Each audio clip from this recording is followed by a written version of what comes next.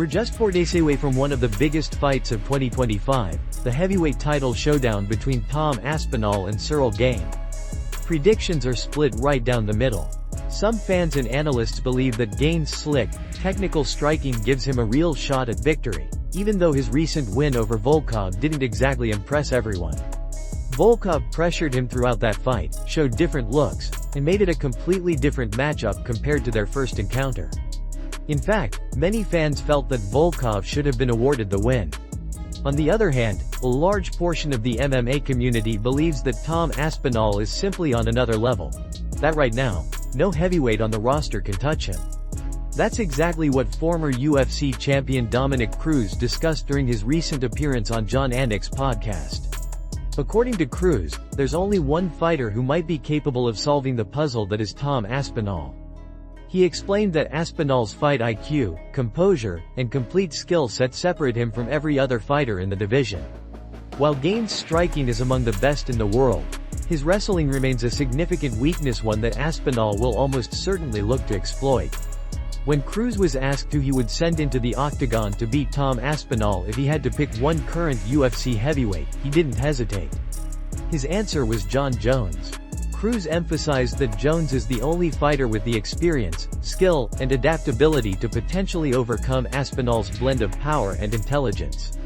However, Cruz also noted that even this matchup would be far from easy for Jones, highlighting how special Aspinall truly is.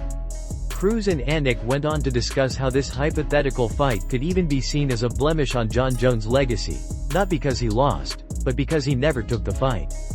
Cruz suggested that Jones' ego might not have allowed him to risk facing a young, dangerous, and authentic heavyweight like Aspinall. He added that if Jones were somehow able to beat Aspinall and retire afterward, it would cement his status as the greatest of all time. But even Cruz admitted that, in his opinion, Aspinall would likely get the better of Jones. The size, athleticism, and natural heavyweight instincts of Aspinall make him a challenge unlike anything Jon Jones has ever faced before. Reinier de Ridder is facing intense backlash after being exposed for allegedly lying about the excuses he made following his recent loss. After quitting on the stool against Brendan Allen due to exhaustion, fans were left stunned. It was an uncharacteristic performance from a fighter known for his calm demeanor, elite grappling, and championship experience. However, the controversy deepened after the fight when de Ridder took to social media claiming that he had been battling a virus and multiple injuries throughout his training camp. Initially, fans were sympathetic, believing that the Dutch fighter's poor showing could have been the result of legitimate health issues. But that perception changed dramatically after new information surfaced. During a recent episode of the Bisping and Felder podcast, UFC commentator and former fighter Paul Felder revealed a major detail that flipped the entire narrative. Felder said that during the pre-fight fighter meetings, where athletes meet with the commentary team to discuss their preparation, mindset, and overall health, de Ridder appeared perfectly fine. According to Felder, there were no signs of illness or injury, and de Ridder made no mention of being sick. He seemed healthy, confident, and ready to compete. This statement immediately led fans to question the truth behind de Ridder's post-fight excuses.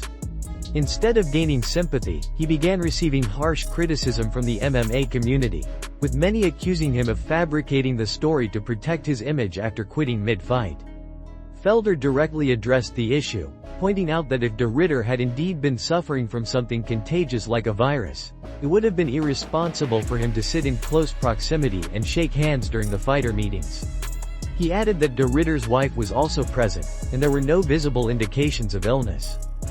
Felder concluded that sometimes fighters just have a bad night at the office, and that's what seemed to happen in this case. He acknowledged that de Ridder had been extremely active, competing 4 times in a single year against top-level opponents, including multiple main events that went deep into the championship rounds. Still, Felder emphasized that the loss was the result of fatigue and not sickness, advising de Ridder to take a break, rest with his family, and come back better prepared. His final piece of advice was blunt but fair. No matter how skilled you are, if your conditioning fails, it can cost you everything in a fight. Dana White has finally addressed the recent altercation between Khamzat Chimaev and Petr Yan, a situation that has sparked significant discussion across the MMA community. The controversy began when Petr Yan made comments suggesting that he doesn't view Khamzat Chimaev as a real Russian. Those remarks quickly reached Chimaev, who fired back by mocking Yan's last name, calling it Chinese-sounding. What started as a verbal exchange on social media reportedly escalated into a tense face-to-face confrontation. According to Yan's manager, Syed Abdrakhmanov, the two fighters engaged in what he described as a serious conversation that crossed a personal line. However, Syed also mentioned that both sides are expected to reconcile with a handshake the next time they meet, signaling that neither man wants to drag the feud any further. Incidents like this are never ideal for the UFC, especially when they involve two high-profile fighters. Chimaev currently holds the middleweight championship, while Yan is preparing for a major title eliminator bout just 2 months from now. Dana White expressed clear frustration over the altercation, noting that it creates unnecessary distractions at a critical time for both athletes. However, he also admitted that he wasn't entirely surprised, acknowledging Chimaev's fiery personality and unpredictable nature. Throughout his career, Chimaev has been involved in several heated moments outside the cage, making him one of the sport's most volatile yet marketable figures. What makes this situation particularly surprising is that Chimaev and Yan were once known to share mutual respect. The two had trained together and even spoke highly of each other in past interviews. Seeing their relationship deteriorate into hostility shocked many fans and analysts. Yan, for his part, is focused on his upcoming rematch with Merab Dvalishvili, set for December 6. Their first encounter was one-sided, with Dvalishvili dominating from start to finish. However, Yan has been working tirelessly to turn things around, determined to reclaim his position among the elite of the bantamweight division. When asked about the situation during a press conference, Dana White gave a measured response. He stated that, in the fight business, tempers often flare and conflicts are inevitable. "You never really know what to expect from guys like Khamzat," White said. "We're in the fight business, and these are the things that happen." Despite his frustration, White appeared calm and pragmatic, viewing the incident as part of the unpredictable reality of managing elite fighters with intense personalities. Brendan Schaub isn't holding back on Tom Aspinall ahead of his massive heavyweight title showdown with Ciryl Gane. Schaub believes that if Aspinall truly wants to silence his critics and establish himself as the undisputed king of the division, he needs to finish Gane in under 2 minutes. His reasoning is that Aspinall must outperform Jon Jones, who previously defeated Gane in lightning-fast fashion, choking him out in just 2 minutes. According to Schaub, if Tom can finish Gane quicker and more impressively than Jones did, it will send a powerful message to the entire MMA world that he's the rightful champion and the best heavyweight on the planet. Aspinall, for his part, has remained composed and confident in the lead-up to UFC 320. While he has great respect for Gane's technical striking and athleticism, he firmly believes that his own skill set, speed, and composure will carry him to victory. He admits that Gane has the ability to drag the fight into deeper rounds and create uncomfortable situations, but ultimately, Aspinall is certain that he'll come out on top. The British star has made it clear that this is his moment to prove himself against one of the most skilled heavyweights in the world. In addition to his upcoming title defense, Aspinall has also sparked curiosity by hinting at a possible move to boxing in the future. When asked about the idea, he played it down, saying it's not something he's seriously considering right now. "I never think too far into the future anyway," he said. "Maybe one day I'll do it if I take out the whole division. I've got some boxing experience, but I'm by no means a world-level boxer. If the opportunity comes down the line, I'll do it." His statement reflects his grounded mindset, focused on the present challenge rather than hypothetical plans.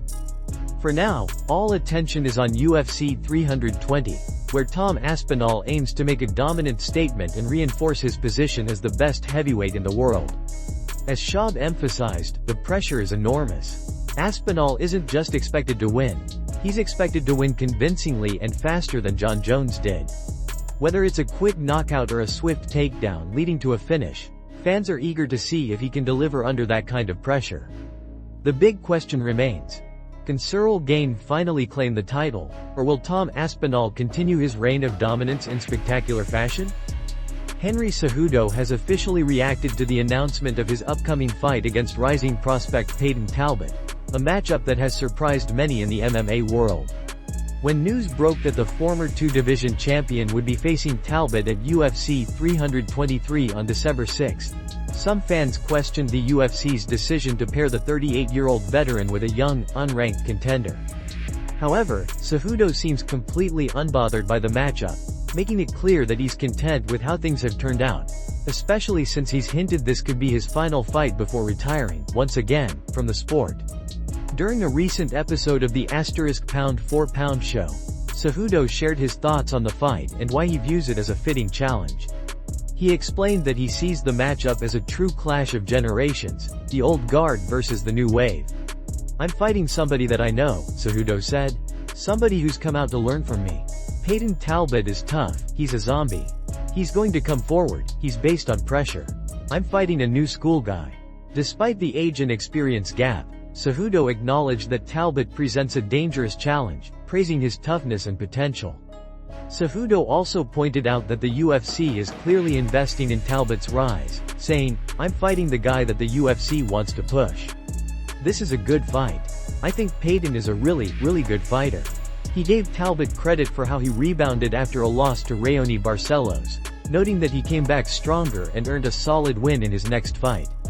Still, Cejudo emphasized that experience, strategy, and fight IQ are what separate great fighters from good ones, qualities that he believes will ultimately decide the outcome. "He's dangerous, but there are things like experience and tactics that change everything," he said confidently. While Cejudo has repeatedly hinted that this will likely be his last time stepping inside the octagon, he also left the door open for another run if things go well. During the podcast, he admitted that his decision to retire isn't completely final, suggesting that a dominant win could reignite his competitive fire. For now, though, he's treating the Talbot fight as a symbolic passing of the torch, a showdown between a decorated veteran and a hungry newcomer. Fans will be eager to see whether the legendary Triple C can deliver one more masterclass or if the next generation is ready to take over.